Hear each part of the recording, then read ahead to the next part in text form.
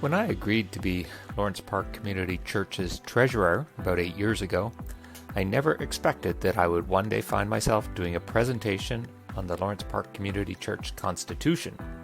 I'm a numbers guy, so bear with me. Our congregation will be having its annual general meeting on March 7th. At that meeting, we will receive and vote on the financial statements for the 2020 year and receive and vote on the budget for 2021. In addition, the congregation will be asked to vote on a motion to approve our church's constitution. If you've attended a previous AGM, you'll be familiar with the first two items mentioned, but the third might have you scratching your head. About 2 years ago, Council was discussing the governance process at the church. We learned that a draft constitution had been prepared in 2010, but never approved by the congregation. We took a look at it and recognized that it was a good framework and, with some revisions, it could be ready for presentation to the congregation for its approval. So an ad hoc committee of council members was formed to review the draft constitution and make those amendments. The revised constitution was approved by council at its meeting last November. The next step is for it to be approved by the congregation. Rather than go through the text of the constitution line by line, we thought it might be better to prepare some short videos providing context and an overview of the document.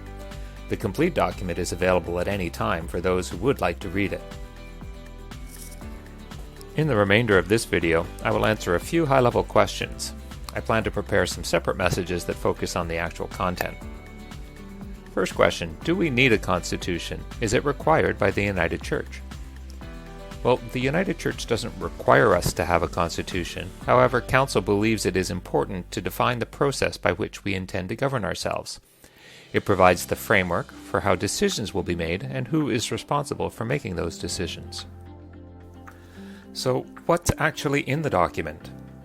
Our Constitution provides the mission and vision statements of our church and sets out the process, principles, and policies that will govern the congregation and those in leadership positions. Can we change it? The Constitution is a living document and is intended to be periodically reviewed and, when necessary, amended to reflect changes in our church or the congregation or both. Minor changes will be approved by council and shared with the congregation. Changes considered significant by council will be put to the congregation for a vote of approval. What impact will it have on our worship service? None whatsoever. The Constitution does not in any way impact on our worship services. The Constitution deals with governance at the church. The minister or ministers have responsibility for worship.